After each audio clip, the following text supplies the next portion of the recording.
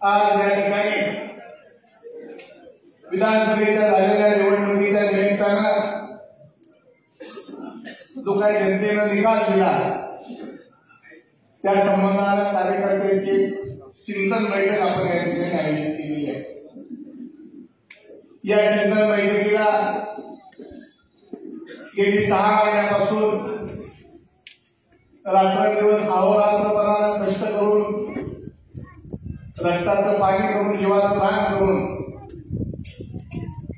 हे सगळे माझे ज्येष्ठ सहकारी तरुण सहकारी माझ्या माय भगिनी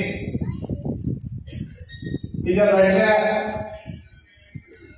त्याबद्दल सुरुवातीला या सगळ्यांचा लढा आपण अनेक मंडळींनी सांगितलं की आपण 51,500 मतं मिळवली आणि आपण तेवढ्या मताचे जरी किमान मालक ठरलो। या मताशी मी अजिबात सहमत नाही। मी माझ्या भाषणामध्ये पुढे सगळ्या गोष्टी सांगणार। तसा माझा जन्म हा काही सत्तेचा सारीपाट घेऊन मी जन्माला आलेलो नाही। त्यामुळे एखादं पद मला मिळावं आणि ते मला मिळू नये याच्या मागे मी माझ्या आयुष्यामध्ये कधी गेलोच नाही। जनतेची सेवा करणं आलेल्या माणसाला मदत करणं हा साळुंखे पाटील कुटुंबाचा गेली 50 वर्षाचा धर्म आहे। कॉलेजच्या जीवनानंतर जेव्हा राजकारणामध्ये आलो आपल्या सगळ्या मंडळींना माहिती आहे संघर्षाला सुरुवात केली। आज जी परिस्थिती आहे याच्यापेक्षा भयानक वाईट परिस्थिती माझ्या जवळ गावामध्ये होती। एसटी स्टँडवरनं उतरल्यापासून घरी जाईपर्यंत असं 1000 जण मला भेटून जायचे अशी भयानक परिस्थिती या तालुक्यामध्ये त्या काळामध्ये निर्माण झाली। त्या संघर्षावर मात करत मी या ठिकाणी इथपर्यंत पोहोचलेलो आहे। त्यामुळं सत्ता संघर्ष हा काही माझ्या आयुष्यामध्ये काही नवीन नाही। आज गेली 30-32 वर्ष झालं राजकारणामध्ये मी काम करतो। तुम्ही अनेक सगळे ज्येष्ठ सहकारी या ठिकाणी त्या सगळ्यांच्या सहकार्याच्या जेव्हा सगळे सवंगडी गोळा करून त्या ठिकाणी मला आठवतं सांगोल्याला मला ऑफिसही नव्हतं। माझा मित्र राजू भोंगडेच्या आडतीमध्ये मी ऑफिस सुरू केलं। तिथं आहेत मेजर तात्या आहेत जेहू खटकाळे त्याचबरोबर आमचा मोहन खासदार अशी काही तुरळक सगळी मंडळी होती। त्याच्यावर या तालुक्याच्या राजकारणाला मी सुरुवात केली। ग्रामपंचायत ताब्यात घेतली, जिल्हा परिषद घेतली, त्यानंतर नेते मंडळींच्या मार्गदर्शनानुसार आपली तालुक्यामध्ये एंट्री झाली आणि त्यामध्ये आपल्या सगळ्या मंडळींना माहित आहे ज्या ज्या वेळेला ज्या ज्या ठिकाणी आपण पुढे आपण प्रामाणिकपणाने मदत केली। कुणी किती उतरायची हा भाग आपला नंतरचा आहे। त्यामध्ये आपण सगळ्या मंडळींनी माहिती आहे 25 वर्ष आपण गणपतराव देशमुखांच्या बरोबर काम केलं, वडिलांसारखं गणपतराव देशमुखांच्या बरोबर काम केलं, तालुक्याच्या विकासासाठी मदत केली, त्यांचा रिस्पेक्ट कायम ठेवला। 19च्या निवडणुकीमध्ये काही गोष्टी ठरल्या परंतु त्या दुर्दैवानं झाल्या नाही। आपण अर्ज भरल्यानंतर आपल्या सगळ्या मंडळींना माहिती आहे की मला काही वेळेला पक्षाने अडचणीत आणलं। मी या तालुक्यातल्या किंवा आम्ही कुणाला माझ्या पराभवाचा दोष तरी काही देणार नाही। तिसरी जबाबदारी मी माझी स्वीकारलेली त्याच दिवशी 30 वर्षाच्या राजकारणामध्ये मी फक्त 6 वर्ष आमदार म्हणून काम केलं। जवळजवळ 24 वर्ष आमदार नसताना सुद्धा या तालुक्यातल्या जनतेची सेवा सगळ्यापेक्षा जास्त करण्याचं काम तुमच्या दीपक आव्हानाने केलेलं आहे हे तुम्हाला सगळ्या मंडळींना माहिती आहे। म्हणून मी अगोदर सांगितलं की सत्तेचा सारीपाट घेऊन मी जन्माला आलेलो नाही की जे येईल ते मला मिळालंच पाहिजे। आपल्या सगळ्या मंडळींची इच्छा होती की आव्हानं उमेदवारी लोक विधानसभेला येणं सगळ्या माणसांना लढलं पाहिजे।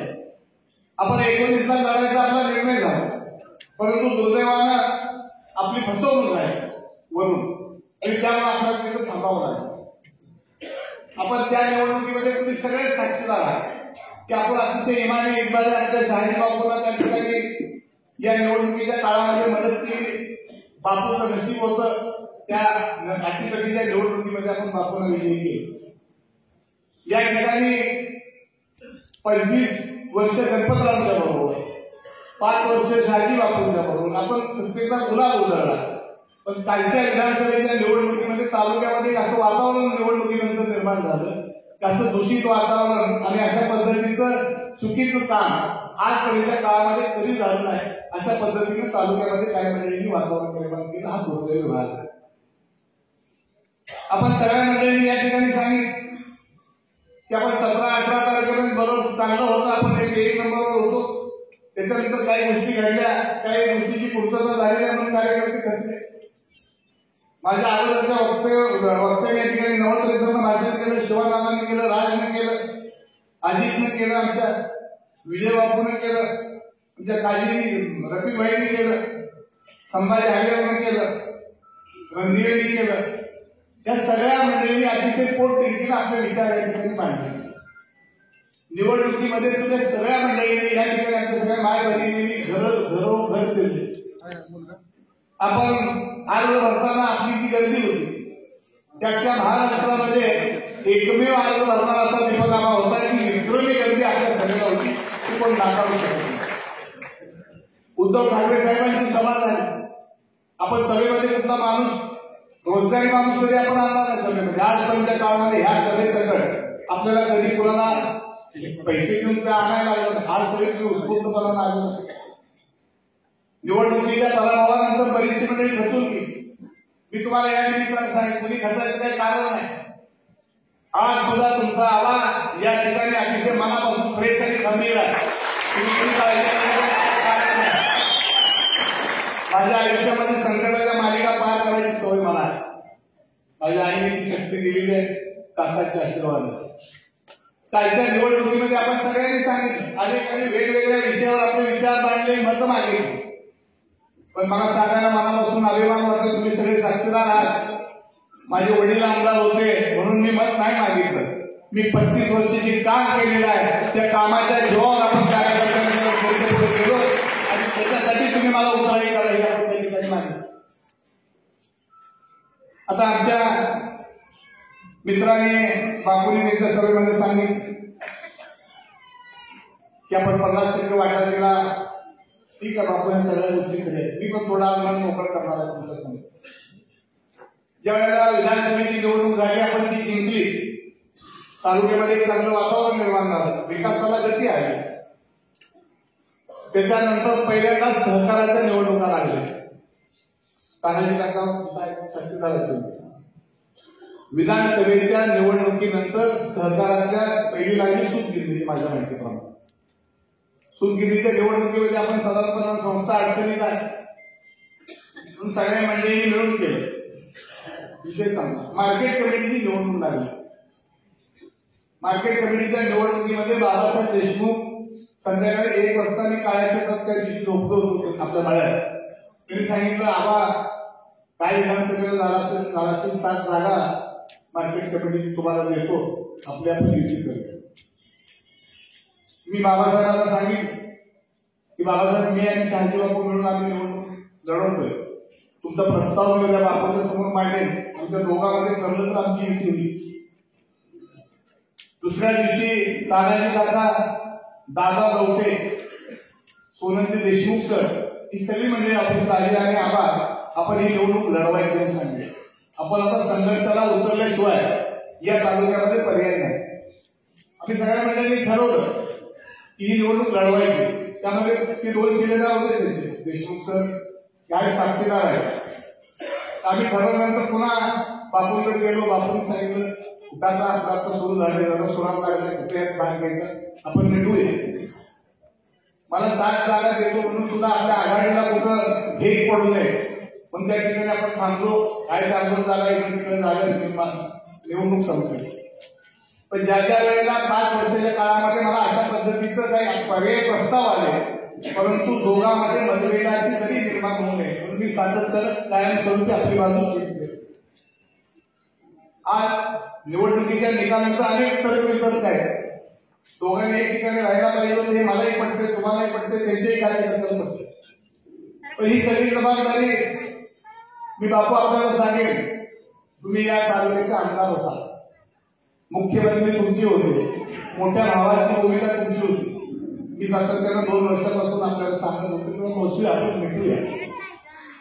आता ही बाजू तुमची आहे. तुम्ही काल सांगितलं सत्तेचा वाटा, सहभाग वगैरे ह्या गोष्टीला मी काही कसं महत्व देत. आपण मिळून केलं, मिळून विकासाला केलं. आपण तुम्ही मला काय असं सांगितलं नाही. मिळून मदत पण केली ते मी सांगेन. पण बापू तुम्ही आमदार असताना कार्यकर्त्याला आठवत असेल, ज्या वेळेला बापू माझ्या ऑफिसला येईल त्यावेळेला मी बाहेर जाऊन बापूचं दार उघडून ऑफिसला घेऊन येतो. चर्चा झाली की मी पुन्हा बाहेर जायचं, दार उघडायचं, बापूला बसवायचं. का तर आपल्या तालुक्याचा आमदार आपण रिस्पेक्ट केला तर सगळी जनता करते. ही सगळी पद्धती मी पाळलेली आहे. मी माझ्याकडून आजपर्यंतच्या काळामध्ये युतीमध्ये आपल्या बिघाडी व्हावी अशी कधीच माझ्याकडे कुठली घटना घडली. जबाबदारी ही तुमची होती, तुम्ही मोठे भाऊ होता, ही सगळी जबाबदारी तुम्ही घ्यायला पाहिजे असं माझं स्वच्छ आणि स्पष्ट मत आहे. ती एक बाजू झाली. निवडणुकीच्या निमित्तानं आपण सगळ्या गोष्टी बघितल्या. मी काही जास्त वेळ काही भाषण करणार नाही यामध्ये, ते काय उघडत बसणार नाही. परंतु तुम्ही सगळे कार्यकर्ते गेली 30-35 वर्षामध्ये बघितलं नागरिक बसलेले, तात्या बसले, नागरिकांची जेवढी नावं घेईल तेवढी सगळी मंडळी आहेत. नवीन आलेली आमची सगळी टीम आहे. मला सांगितले एवढं सरांनी कालच्या वेळेला आपल्यामध्ये प्रवेश केला गेलेल्या मंडळी. अजितनं आपलं भाषण केलं. साड्यासारख्या गावामध्ये एकमेव धाडसानं कार्यकर्त्यांना त्यावेळेला उभा राहिली. आणखी मंडळी आमची सगळी त्याबरोबर उभा राहिली. सगळ्या मंडळी आता शिवानारायण त्या ठिकाणी सांगितलं, भाषण केलं, सगळी सांगोला शहरातली मंडळी आहेत. तर तुम्ही मला सांगा, या सगळ्या गोष्टी होत असताना निवडणुकीच्या निकालाच्या बाबतीमध्ये या सगळ्या गोष्टी काय तुम्हाला सांगतात वाटत नाही? मी सांगतो तुम्हाला वाटतं की नाही बसला विजय दादा इकडे चंदू आहे, एकतपूरची मंडळी, वाडेगावचा नंदुत्राचा का असा बसलाय गुडघ्यात मान घालून बसून उभारलं. तुला आला कमी आहे आणि बाय काळजी करायची कारण आहे.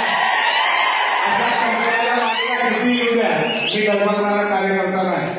विधानसभेच्या निवडणुकीला मी आकडा सांगत नाही. परिषदेला अनेक ऑफर आल्या माझ्याकडं, सगळ्याच निवडणुकीला मी कधी त्या बळी पडलो नाही.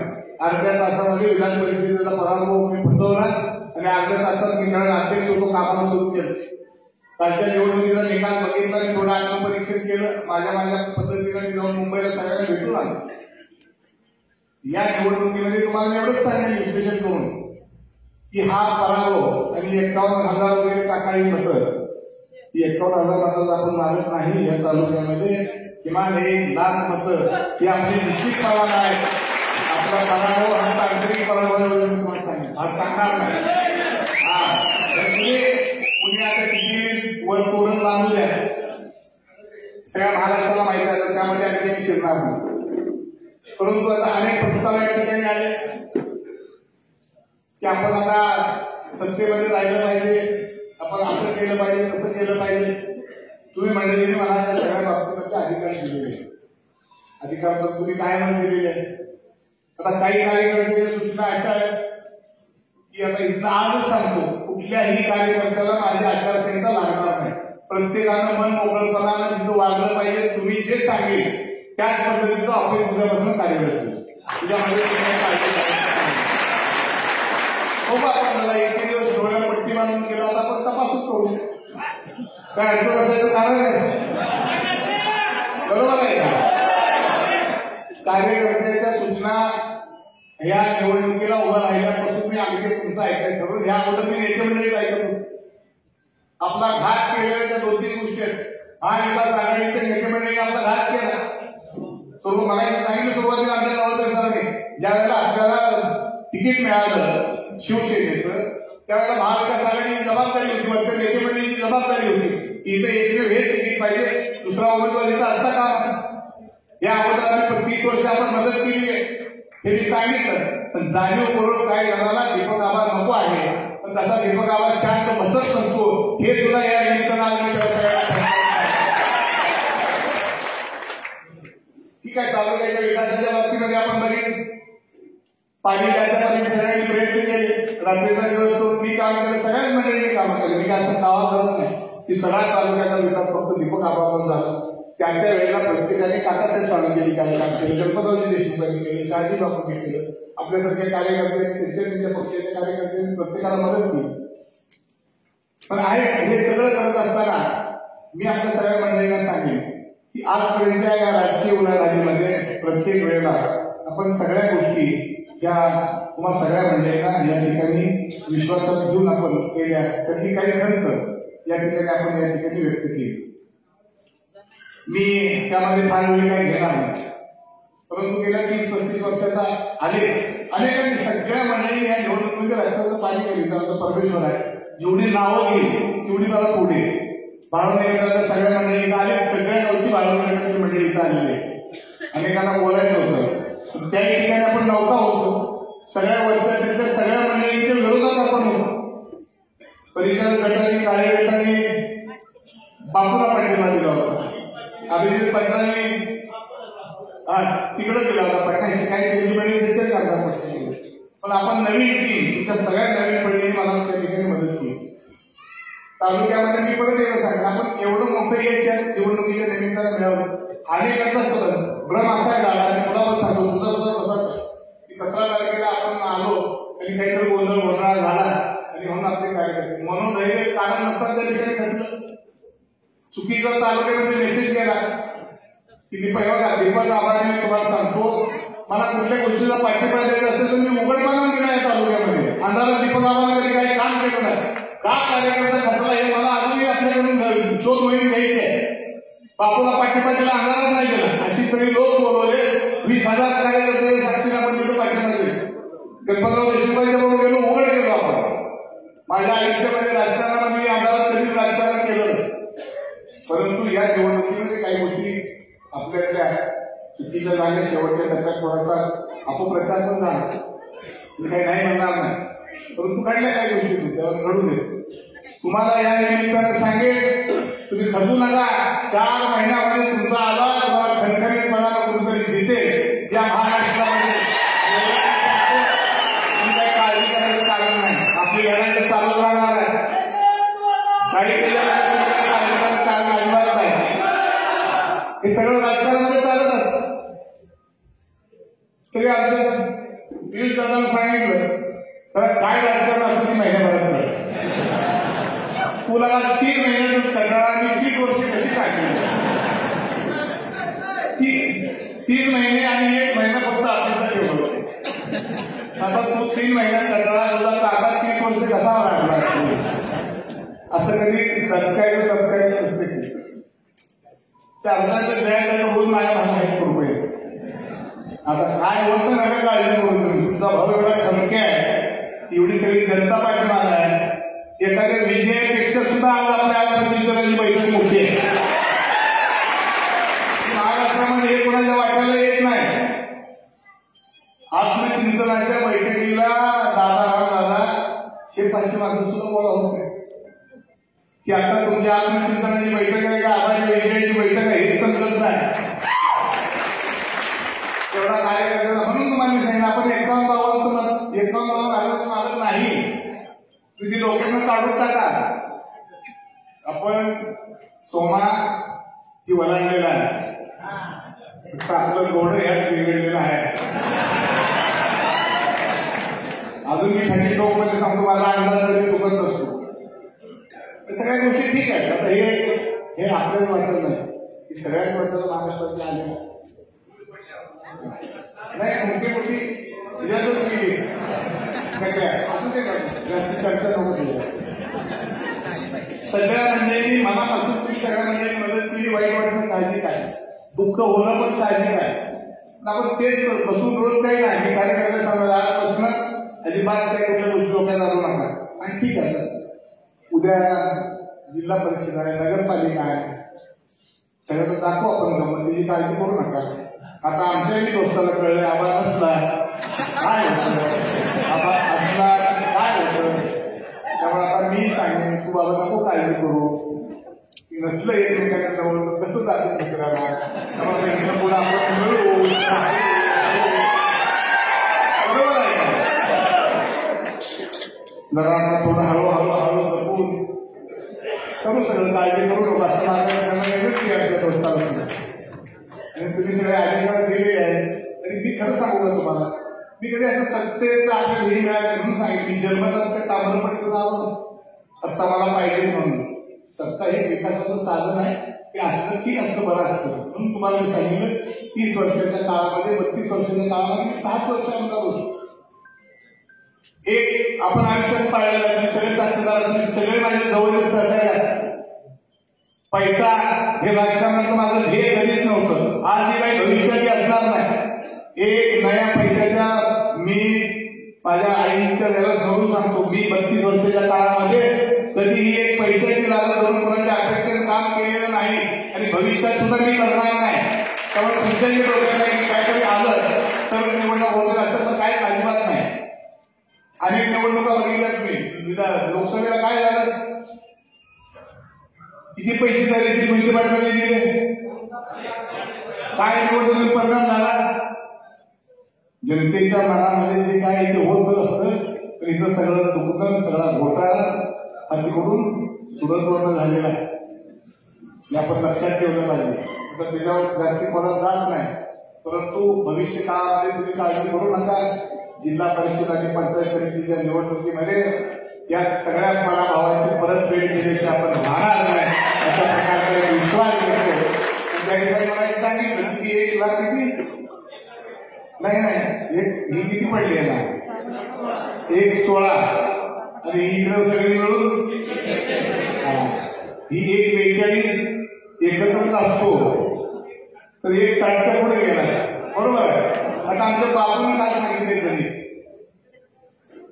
91,000च्या मागे जायचं का 50,000च्या मागे जायचं. बापूचा प्रश्न अगदी बरोबर आहे, मी मान्य करतो. बापू शिंदे साहेब मुख्यमंत्री झाले तर तुमचे आमदार किती होते, भाजपचे किती होते, तुमचे 40 होते, भाजपचे 105 होते. तेव्हा कसं चाललो, बरोबर आहे चुकीचं आहे. मग बाबा हे वागणं बरं नव्हतं, आता इथं पुढे जरा जपून वागूया आणि कुठं काय म्हणतो तुम्हाला. हे असंच असतंय. आपण जरा मी विचार करून वागतो, तुम्ही विचार करून वागा, असं काय नाही. आपण मिळून करू शकतो. काही प्रॉब्लेम असेल तरी काही कारण नाही. पण कुठं जरी असलं तर शेवटी जनता ही आपली सगळ्याची मायबाप, तिची प्रतारणा आपण कधी करून चालत नाही. म्हणून जनता मायबाप म्हणून आपण भविष्य काळामध्ये काम केलं पाहिजे आणि मी भविष्य काळामध्ये करत आहोत. आता मला सांगितलं की महाविकास आघाडीचा उमेदवार आता अपक्ष झाला आणि महाविकास आघाडीला होता. तुम्ही एवढे फोटो बघितले आमच्या आघाडीला आमदाराचे. शरद पवार साहेब एक फोटो दिसला का कुठे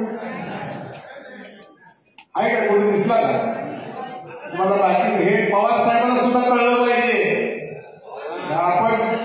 आपण काय करायला पाहिजे काय नाही. साहेबांना काय सगळं चांगलं कळलं, आपले जवळ त्याला कळलं. आता तुम्हाला एक विनंती आहे, तुम्ही काळजी करू नका. तुमचा आवाज खंबीर आहे, तुम्ही खंबीरच राहायचंय. सगळी परतफेड या सगळ्यांची उद्याच्या जिल्हा परिषद, पंचायत समिती आणि नगरपालिका. मला एक सोमा फोन आला परवा दिवशी, त्यांच्या एका पैलवानचा कुठला वार्ड सुद्धा बाळू उकडेचं वार्ड, 4च्या वार्डाला एका कार्यकर्त्याचा फोन आला मला, आबा उद्याच्या नगरपालिकेला मी इच्छुक आहे, काय होईल ते उद्या. तुम्ही मनात तसं सांगायला तयारी. आता इच्छुकाची संख्या सुरू झाली. असं काही काळजी समजू नका. एक निवडणुकीत एका दुसऱ्या निवडणुकीवर असतो, दुसऱ्या तिसऱ्यावर असतो, काय बघितलं आपण. सगळ्या सत्तेचे आपण निकाल बघितलेले आहेत. त्यामुळे मी कार्यकर्त्याला परत एकदा सांगणार आहे, आपल्या सगळ्या माय बहिणी तर लय किरमसून बसल्या बिचाऱ्या. सकाळी 8 वाजता डबा घेऊन जायचा, दिवसभर खाली कुंभाचा कार्यक्रम करायचा. त्यांनी वातावरण बघितलेलं आहे. तुम्ही बघितलं सगळं महिन्याला फिरला, तुम्हाला कधी केसभर जाणवलं का. सगळ्या मागच्या माय बहिणी संजय मला सांगायला, आबा दायटेला गेलो होतो, आबा जुनवण्याला गेलो होतो. प्रत्येक गावामध्ये तुमच्या हातीला वाड्या वस्त्यावर गेलेल्या बायकांना सुद्धा सांगायचं, आवाज आमच्या मनामध्ये आहे. जातो कुठं आबा, कुठं जातो सांगा की तुम्ही आता. आता हे सगळं कधीच असं आहे, कुठंतरी दुर्दैवाचा फेरा असतो आपल्याला. या फेऱ्यामध्ये काही आपण अडकायचं कारण नाही. म्हणून तुम्हाला मी या निमित्तानं सांगेन की पराभव यश अपयश हे आयुष्यामध्ये येत असतं. आपण मागाशी आमचं ते गटातले जे मिलिटरीमॅन आहे ते मिलिटरीमॅन तलवार घेऊन असं सांगतात. असं तेव्हा प्रत्येकाने विषय माळवणी गटाचा सगळ्या कार्यकर्त्यांना मनापासून धन्यवाद. तुम्ही अतिशय रात्रीचा दुरुस्त केलं. सगळीकडे तेच होते, सगळ्या तालुक्यामध्ये होते. तर त्याची काय तुम्ही फारशी चिंता करू नका. एकदा आमचा बाबा बसले सगळेच मंडळी या ठिकाणी, सगळ्या लहान घटकातल्या माणसाने सुद्धा जीवापासून माझ्यावर प्रेम केलेलं आहे. असाच प्रेम आहे, असाच आशीर्वाद तुमच्या भविष्यामध्ये राहू द्या. तुम्ही फक्त डोक्यात काळजी करून हे असं कसं झालं, जे झालं ते मी तुम्हाला सांगितलंय. आपण काही एकदम पावन नाही, आपण हे ओलांडलेलं आहे. किती अडचण आपल्याला आली भविष्य काळामध्ये, ज्या काही चुका झालेल्या आहेत राजकारणातल्या त्या निश्चितपणे आपण दुरुस्त करू. आम्ही कबूल केलेला आहे, पुढच्या घड्याने कबूल केलेला आहे. त्या पद्धतीने आपण आपली पद्धतीची वाटचाल या निमित्तानं आपण करूया, एवढंच या निमित्तानं सांगतो. 2 दिवसापूर्वी तुम्हाला फक्त निरोप केला आणि कोण आले, आम्हाला लोक पळावतील की नाही, नका काळजी करू. एवढी 30 वर्षाची आबाजी कोणी वेगळी वयात जात नसते. आपला काय तांत्रिकदृष्ट्या काय उन्हाळा झाला असला तर आजही या तालुक्यातल्या जनतेच्या मनातला आमदार अपक्ष कार्यकर्त्यांना दीपक आभार आहे. तुम्हाला सांगेल तिथून पुढे आजपासून आपण लढाईला तयार राहावा तालुक्याच्या विकासासाठी आणि भविष्य काळाच्या निवडणुकीसाठी सगळ्या कार्यकर्त्यांनी तयार राहायचं. तुम्ही ज्या शंका, तुम्ही ज्या काही गोष्टी उपस्थित केल्या कामाच्या पद्धतीमध्ये मी आज तुम्हाला शब्द देतो, त्यात आपण थोडीशी दुरुस्ती करू. तुम्ही जे अपेक्षित आहे तेच भविष्य काळामध्ये दीपक आभाराकडे होईल, एवढंच या निमित्तानं सांगतो. आपण एवढ्या मोठ्या संख्येने उपस्थित राहिला, असा आशीर्वाद भविष्य काळामध्ये आपला राहू द्या ही या निमित्तानं विनंती करत थांबतो. धन्यवाद.